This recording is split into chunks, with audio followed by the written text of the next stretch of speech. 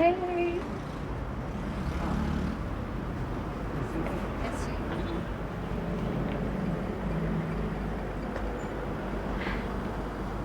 ደውለህ ነይ ስትለኝ እንዴት በፍጥነት እንደመጣሁኝ አላስጠበቅኩማ። ኧረ አላስጠበቅሽኝ። ደግሞ ብታስጠብቂኝስ የት መሄጃ ነው? አይዞሽ ቢዚ ነኝ ስራ አለኝ ምናምን አለች ካልክ እሺ። ደግሞ ልክ ስትደውልልኝ ስላንተ ሳስብ ነበር። ብታይ ለማማ ራሱ በፍጥነት ስራ እንድትፈልግልህ ነግራት ነበር። አይ ይሄን ያህል ደግሞ አታስጨንቂያት። ያው ስራ ባገኝ ብቀጠር በጣም ደስ ይለኛል። ግን እኔና አንቺ ስለፈለግን ብቻ ደግሞ አይሆንም። ሌላ አማራጭ ፈልጋለሁ። ለምን አይሆንም እንዴ? ይሆናል እንጂ። ደግሞ የምን አማራጭ ነው የምትፈልገው? ያው ሁሉም ነገር እየከበደኝ ነው እና አንድ ጓደኛ አለኝ እና ወደ ክፍለ ሀገር ስራ አለ ምናምን ብሎኛል እና ምን እንዴ? መቼም ለመሄድ እያሰብክ ነው አትለኝም አይደል? እውነት ማን በዚህ ሳምንት ስራ እንድታስገባህ አደርጋለሁ። እባክህን እንድከፋ አታድርግ። አራት ጨነቂ ያን ያህል እኮ ከባድ አይደለም። በቃ የሆነ ስራ እሰራለሁ ራሴን ለውጬ እመጣለሁ። አይሆንም እንዴ? አታበሳጨኝ። በቃ ማም ስራ እንድታስገባህ አደርጋለሁ አልኩህ አይደል እንዴ? ይሄኔ ማም ላንተ የሚሆን ቦታ እያመቻቸች ነው የሚሆነው። ደግሞ ማም እንኳን እኔ ነግሬያት ይቅርና በጣም ብዙ ሰው ነው ስራ ያስገባችው።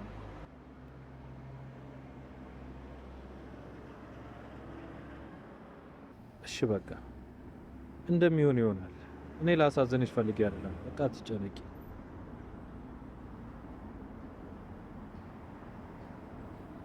ናታን የድሮው ናታን ቀብሬዋለሁ። ከዚህ በኋላ ወንድ መሆን አለብኝ።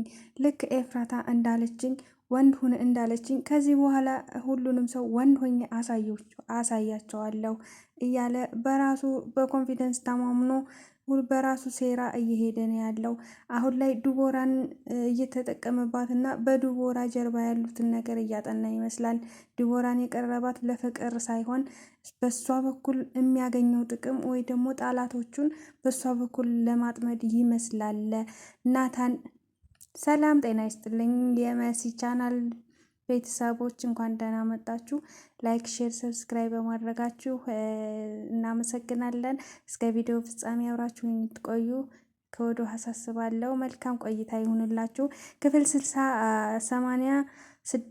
7 ላይ ደርሰናል። ሐረግ ምርጥ ተከታታይና አስተማሪ ድራማ ሲሆን ክፍል 67 ላይ ትናንትና ክፍል 86ን አይተናል። እንግዲህ ናታን የዋህና እንዲሁም ለሰው አዛኝ እንደሆነ ሁላችንም እናውቀዋለን። አሁን ላይ ግን ያ የድሮ ናታን የለም። በራሱ መንገድ የሚያሰራቸው ሴራዎች ብዙ ነገር እያሳሰበ ይገኛል። ምክንያቱም ናታን አሁን ላይ ኤፍራታን ካጣ በኋላ በራሱ መንገድ የሚወስናቸው ነገሮች ጠላቶቹን ለማጥመድ ቢሆንም እንኳን ብዙዎቹን እንደሚጎዳ ግልጽ ነው።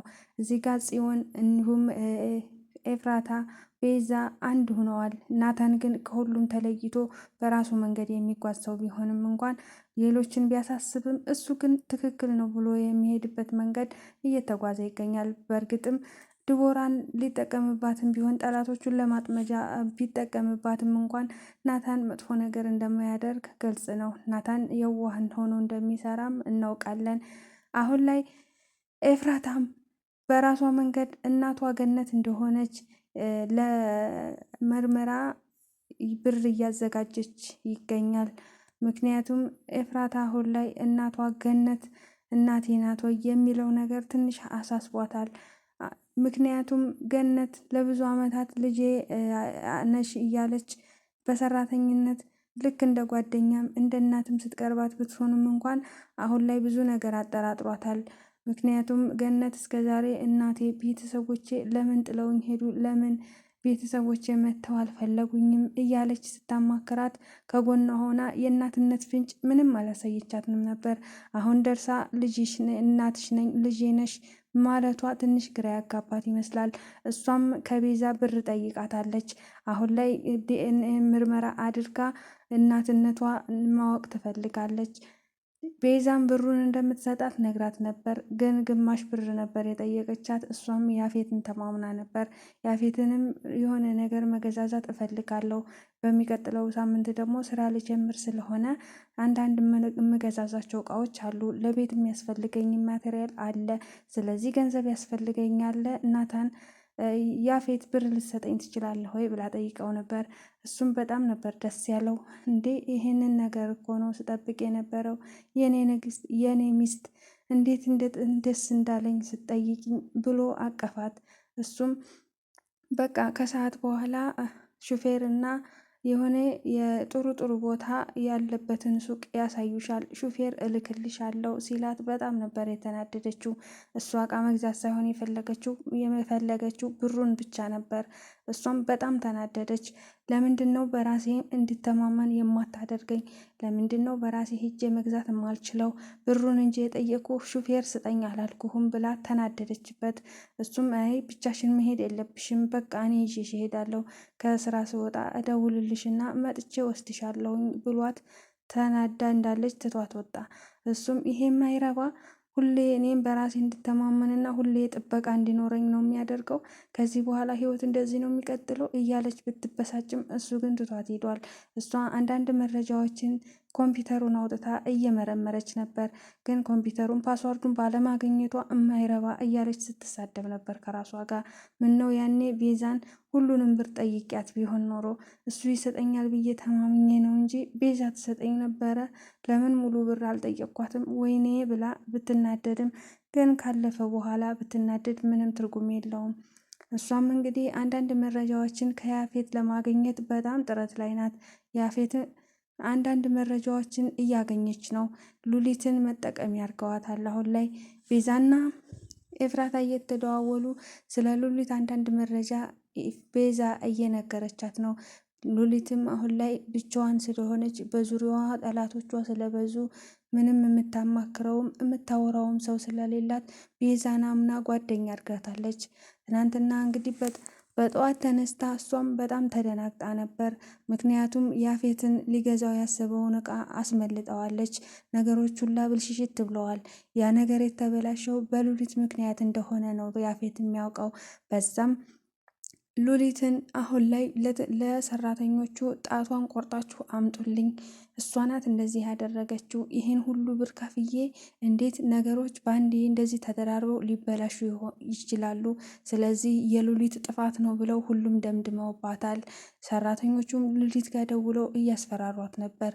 ሉሊትም እንግዲህ የምታዋየው ሰው ስለሌላት ለቤዛ ሄዳ ሰዎች ሁሉ በዙሪያ ያሉ የሆነ ስራ የሆነ ንግድ ከስሯልና አለቃዬ እኔ እንዳበላሸሁት ነው የሚያውቀው እና በጣም ፈርቻለሁ፣ ይገለኛል ካገኘኝ ብላ ስትነግራት፣ ቤዛ ደግሞ ለኤፍራታ ደውላ እንደዚህ እያለች ነው ከጠቀመሽ ብዬ ነው ኤፉ ብላ ስትነግራት፣ ኤፉም አዎ ይጠቅመኛል ቤዛ፣ ይሄ እያንዳንዱ አንቺ የምትነግሪኝ ነገር ለእኔ ዋጋ አለው ብላ ነግራታለች።